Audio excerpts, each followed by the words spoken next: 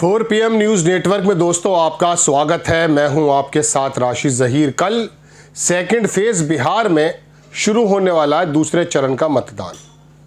122 सीटों पर यह मतदान होगा दोस्तों, और 2020 की अगर तुलना आप करें तो मैं सिर्फ 3 इलाके इसमें ऐसे छांट कर लाया हूं जिससे आपको ये पता चलेगा कि पिछली बार क्या स्थिति थी और अब ऐसी कौन सी स्थिति बने जिससे इलेक्शन में कुछ बदलाव आए। 73 सीटें 2020 में इस पूरे एरिया में 122 सीटों में से एनडीए ने जीती थी, 73 और 49 सीट जो जीती थी वो राष्ट्रीय जनता दल या आप कह दीजिए इंडिया गठबंधन ने जीती थी। अब इसके अंदर 3 एरिया ऐसे हैं, मैंने एक एरिया का जिक्र आपसे कल किया था, सीमांचल के 24 सीटें और 4 ज़िले। उसमें आपको मालूम ही है कि किस प्रकार से ओवैसी साहब ने सेंध लगा दी थी। आपके सामने सिर्फ एक जिक्र आता कि 5 सीटें जीत ली थी, लेकिन 12 सीटें एनडीए जीता था इन 24 सीटों में से, जिसमें से 10 सीटें असदुद्दीन ओवैसी की पार्टी ने राष्ट्रीय जनता दल को हरवा दी थी। इस बार वहां इंटैक्ट है मुस्लिम। किशनगंज की अगर मैं बात करूं तो 65% से ज़्यादा मुस्लिम है, 45%, 40% इस तरह से मुस्लिम वहां पर आबादी है।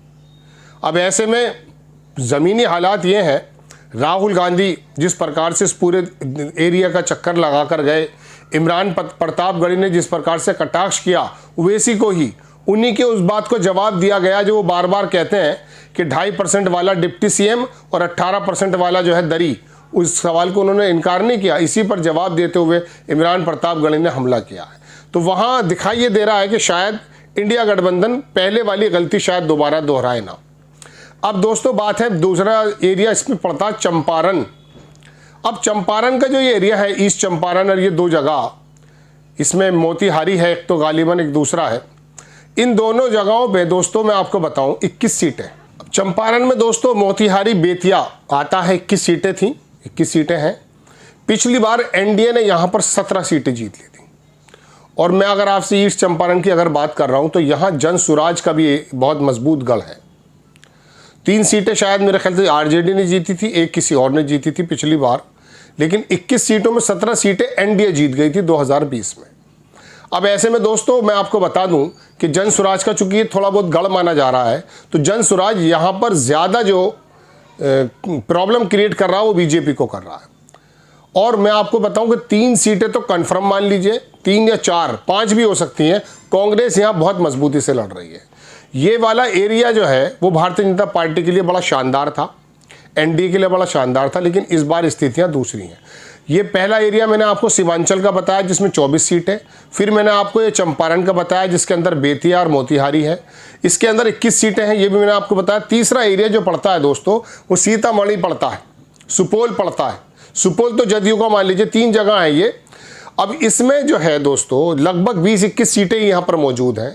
पिछली बार भी यहाँ मैं आपको बताऊँ यहाँ बहुत सारा दखल है, जनता दल यू का बहुत ज़बरदस्त तरीके का असर है, इसमें कोई दो राय नहीं। सुपौल तो मान लीजिए जनता दल यू का है, लेकिन यहाँ बहुत ज़्यादा गुंजाइश है इस समय, मैं कह सकता हूँ इंडिया गठबंधन की। इंडिया गठबंधन बहुत सिस्टमेटिक तरीके से आगे बढ़ रहा है।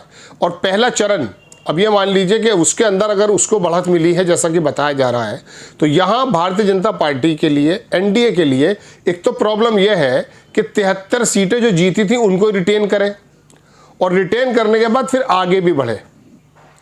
ये संभव होता दिख नहीं रहा है, क्योंकि सीमांचल, पश्चिम चंपारण और ये सीतामढ़ी और ये मोतिहारी, तमाम जो एरिया मैं आपको बता रहा हूँ, ये एरिया जो है बहुत ज़्यादा राष्ट्रीय जनता दल और कांग्रेस और गठबंधन के पक्ष में आ चुके हैं।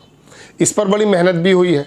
अब जदयू को तो थोड़ा फ़ायदा नज़र आ रहा है, लेकिन बीजेपी को कोई फ़ायदा नज़र इस चुनाव के अंदर नहीं आ रहा है। मोदी जी आते रहे, मोदी जी तो खैर एक दिन पहले ही चले गए थे वहाँ से अपना तमाम बोरिया बिस्तर बांध करके, लेकिन अब बिहार का ये चरण 122 सीटों का जो मैं बता रहा हूँ, इसके अंदर बहुत, अगर 49 सीटें जैसा कि मैं आपसे कह रहा हूँ, 49 सीटें जो पिछली बार राष्ट्रीय जनता दल के पास थीं, अगर इतनी भी राष्ट्रीय जनता दल को आ जाती हैं, इंडिया गठबंधन को आ जाती हैं, तो पहला चरण बहुत शानदार गुजरा है दरअसल इंडिया गठबंधन के मद्देनज़र। 80 से 90 सीटें ये मानकर चल लीजिए, 75 सीटें से 80, 70 से 80, ये 85, 90 इतनी सीटें वहाँ आ सकती हैं, चूँकि बहुत ज़बरदस्त तरीके का वहाँ हुआ, चूँकि बीजेपी बहुत नीचे डाउन कर रही है। अब दोस्तों मैं थोड़ा सा आपको बता देता हूँ कि दरअसल ज़मीनी हालात क्या हैं। देखिए, एक तरफ तो चुनाव आयोग का डर है और दूसरी तरफ वहाँ बदलाव की लहर है। ये तारीख है कि जब जब इतना ज़बरदस्त तरीके का वोटिंग हुआ है, परसेंटेज हुआ है, तो उसके अंदर हमेशा बदलाव ही नज़र आया है। 20 साल की एंटी इनकम्बेंसी में ये नहीं कह रहा हूँ कि नीतीश को लेकर है, नीतीश को तो आखिरी मोमेंट में थोड़ा सा सहानुभूति के मद्देनज़र लोगों ने पसंद किया, जिस तरह से बीजेपी ने उनको बाहर करने का रास्ता दिखाना शुरू कर दिया था। लेकिन बीजेपी पे पूरा बिहार गुस्सा है। बीजेपी जो वहाँ दूसरे नंबर का या बिल्कुल करीब 74-75 सीटें लेकर आई थी, इस बार मान लीजिएगा 40 अगर कूद जाए तो बहुत बड़ी बात होगी। मुझे तो उम्मीद 40 की भी नहीं है।